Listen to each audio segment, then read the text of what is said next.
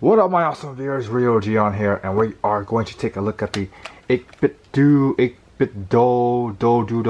versus the MOGA XP7-X SSX. Alright, so why do I compare these two? Well, one of the things is that they're both wireless controllers. The second thing is that it's zoomed in so much I can't really see both controllers at once. So we're going to zoom out a little bit more. There we go, give it some more room. And the price point, $100 versus $50. So about half the price. You lose out on the ability to clamp a phone. Is that worth it? Is the feeling, ergonomics, and weight a good trade-off for not having the ability to clamp a phone? So the very first thing you want to find out is that in terms of clamping a phone, the XP7-X can do both a regular phone and a folding phone, and they both look really good at it. So with the regular phone, this is what's going to look like here. Move it out, and with just enough space, clamp it down. And that's how it's going to look like, a one long line of thing. And there you go. So, and that's what the phone turned on, so probably won't see that much in terms of feature, but this is how it's going to look like. Yep. It's pretty sweet actually. It doesn't feel super heavy with the V60. But in terms of moving and shifting the weight out a little bit, and just kind of slide that phone out. There we go. Nice on the soft carpet. Because this phone is really long, 6.8 inches versus, there you go, 6.8 inches versus 6.2 inches. So yeah, this is a really big slab of glass and really good feel to the hand, by the way. So with the fold, of course, you can unfold it and stick it up, and it looks fantastic. Like, this looks so good for the fold.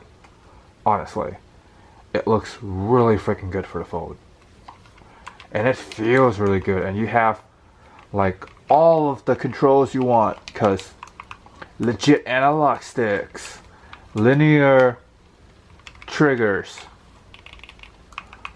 and those are the main complaint that most people complain about. So yeah, you have all of them. So this is like the complete gaming experience. So what if you don't want to clamp your phone? See, this is where the 8BitDo comes in, because for half of the price you lose the ability to clamp your phone, but what you gain is much better ergonomics. These handlebars, ooh, these handlebars feel so silky smooth to your hands, like it is meant to be there, basically. And analog sticks feels light. Now, a little bit more heavier in terms of resistance if you were to compare it to the XP7-X. So, a little more resistance. This D-pad. This is a really good D-pad. This is top-notch stuff. This is also good, but not really good. Like, I enjoy using this D-pad, but not as much as this D-pad. Oh, and the buttons.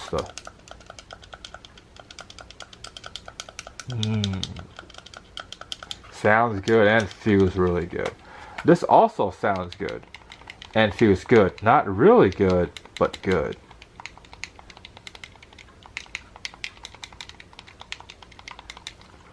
So both of them do support Bluetooth. So technically, you can still use the 8BitDo controller with the Fold, with the V60.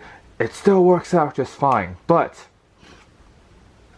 you don't have a clamp. Well, you can buy a clamp here, and then you can clamp the V60 on to the 8BitDo controller. But you cannot clamp the Fold. Well, you can clamp the Fold like this, but you can't like unfold it and clamp it, because that doesn't work that way. So that's how that is. And oh, these feel really light, by the way. These are some of, if not the lightest triggers that I felt. This one feels a lot more resistant. Like, it feels a lot heavier. There's a lot more resistance to it. Even though it's already broken in, it's still pretty resistant. So you have that going for you, which could be nice or could not be nice. It really depends on who you are. But yeah, there's that.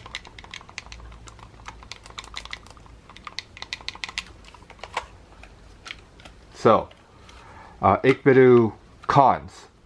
These little remote pad start select thing where one of your niece and nephews will rip them off, and it's gonna be a pain.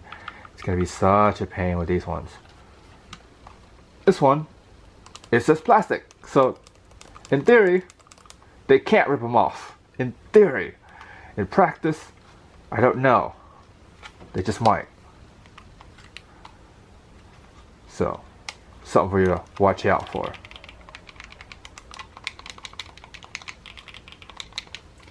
In terms of battery life, this one has a 100 milliamp or a 500 milliamp. I do not have the battery with me, but I will be back because I'm pretty sure this is important for you guys to find out. So hang on. Okay, I'm back. So it's not 100, it's 1,000. Hopefully you can see the text eventually. Work with me, camera. There you go. I think that looks super legible, unless it's not. But on the viewfinder, I feel like it's legible. But yes. So it's 1,000 milliamp versus 2,000 milliamp. Here somewhere. I remember reading something where it's 2,000 milliamp on here. Yes. So, because this one can also double up as a power bank, which is a feature that I use it once just to see that it works, and that's pretty much it, because it's 2,000 milliamp. I'm gonna halfway charge the phone, and then this controller's gonna die, so it's not worth it. But yes, it also has a feature. This one, you cannot charge your phone wirelessly. But then again, do you want to? That's entirely up to you to find out. So comment down below if that's a really super selling point for you. But yeah, this you can definitely wirelessly charge your device. This you cannot wirelessly charge your device. So there's that. And let's see, what else am I missing? Oh, they can both be in wired mode, so that is very important. So this one, you can just use it as is, wired mode, and plug the wire in, it just works. This one, you can also use it in wired mode. It has USB and Bluetooth. So Bluetooth, you can turn it on if battery's charged.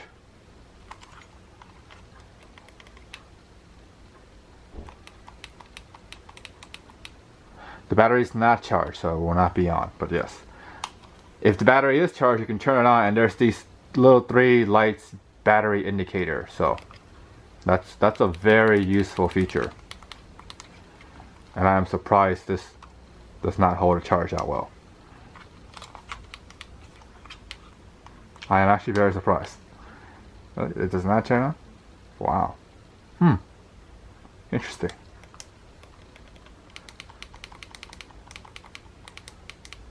Interesting how that works. Okay, well, so I guess gotta charge it.